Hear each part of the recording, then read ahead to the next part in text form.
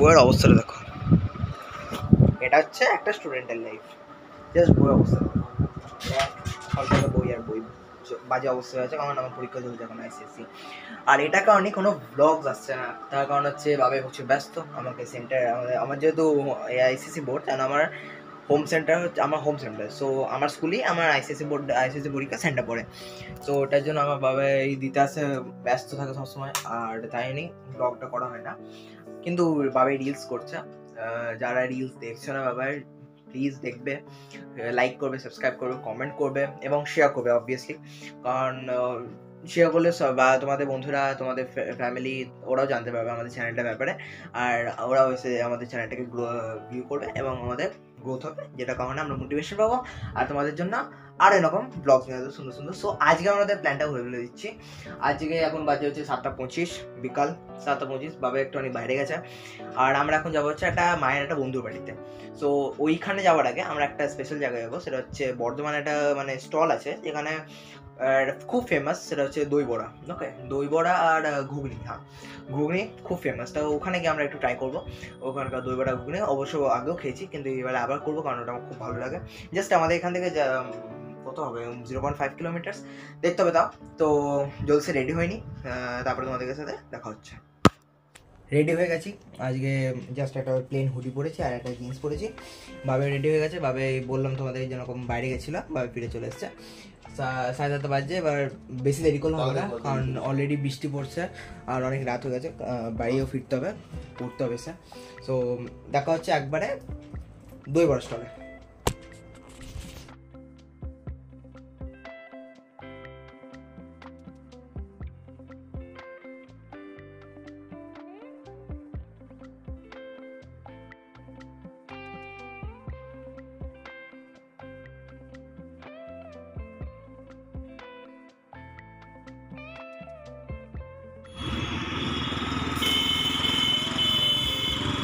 বেরিয়ে পড়েছি দই বড়া স্টলের দিকে। এটা বেশি দূর নয়, আমি তো আগেই যেমন বললাম, মানে কত কিলোমিটার হবে গো বাবে? 1 কিলোমিটারও না। হ্যাঁ, বললাম তোমাদেরকে আগেই যে 1/2 কিলোমিটার মতন, বাবা সেটাই বলছে। তো ওখানে গিয়ে একবারে দেখা হবে। অবশ্য জানি না, কারণ আজ যেহেতু বৃষ্টি হয়ে গেছে। হ্যাঁ সেটাই, অনেক বৃষ্টি হয়েছে বলে হয়তো স্টলটা বসেও নি। হ্যাঁ, স্টলটা যদি না বসে তাহলে আজকে আইডিয়াটা চলে গেল, মানে আজ দই বড়া ট্রাই করতে পারবো না। বাবাও আগে খেয়েছে, আমিও আগে খেয়েছি, আমরা দুজনে আগে খেয়েছি। মা হয়তো আগে কোনোদিন খাইনি, মাকে একবার ট্রাই করাতে হবে। সেটা অন্য একটা ব্লগে অবশ্যই ট্রাই করাবো মাকে। ঠিক আছে, তাহলে ওখানে গিয়েই দেখা যাক স্টলটা বসেছে কিনা, ততক্ষণ অবধি দেখো তোমরা।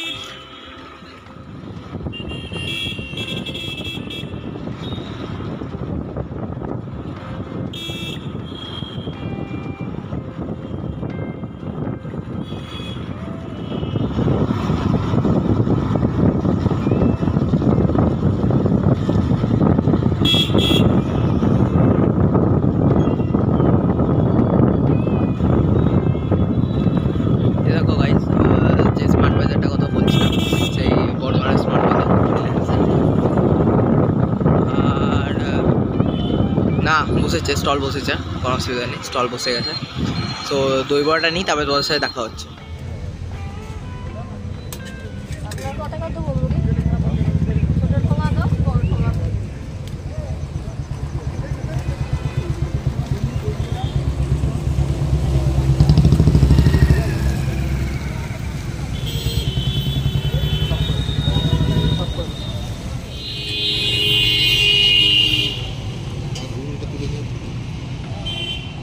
খাওয়া হয়ে গেছে, ওখানে ব্লগটা করলাম না, কারণ অনেক লোক ছিল।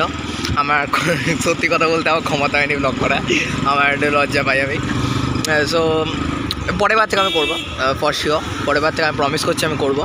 কিন্তু তোমাদের ঘুগনির ছবি এবং যেটা যা আমরা খেলাম সেটা হচ্ছে ঘুগনি আর দই বড়া। দই বড়াটা কেমন লাগলো তোমার? দই বড়াটা দারুণ লেগেছে। আর ঘুগনিটা? ঘুগনিটা অসাধারণ, দারুণ খাবার। ওখানে সময় তো একদম। আর ওখানে শুধুমাত্র দই বড়া এবং ঘুগনি না, অনেক কিছু পাওয়া যায়, যেমন কী কী পাওয়া যায় না এখন এনএইচের ওপরে। হ্যাঁ, আমরা এখন এনেছি। আর ওখানে দাঁড়া, ওখানে বলে দিই কী কী পাওয়া যায়। ওখানে আমি মেনুটা বললাম, সেটা হচ্ছে আমার মেনুটা ছবিটা দিতে ভুলে গেছি, সরি, কিন্তু পরের বার আমি ছবিটা দিয়ে দেবো। ওখানে আমাদের মোট খরচা হলো দই বড়াটার দাম নিল 25 টাকা এবং ঘুগনিটার দাম নিল 10 টাকা। নর্মাল ঘুগনি নিলাম। ওখানে কিমা ঘুগনিও পাওয়া যায়, তারপরে আলু কোফতা, আলুর চপ, এগ আইটেম আছে, হ্যাঁ, এগ বয়েলড, সো অনেক কিছু পাওয়া যায়। তোমরা অবশ্যই ট্রাই করতে পারো, যা যা বর্ধমানে থাকো ইনফ্যাক্ট। আর যদি কারোর কোনো দিন সময় হয় বর্ধমানে আসাস, অবশ্যই ট্রাই করবে, আমি হাইলি রেকমেন্ড করছি।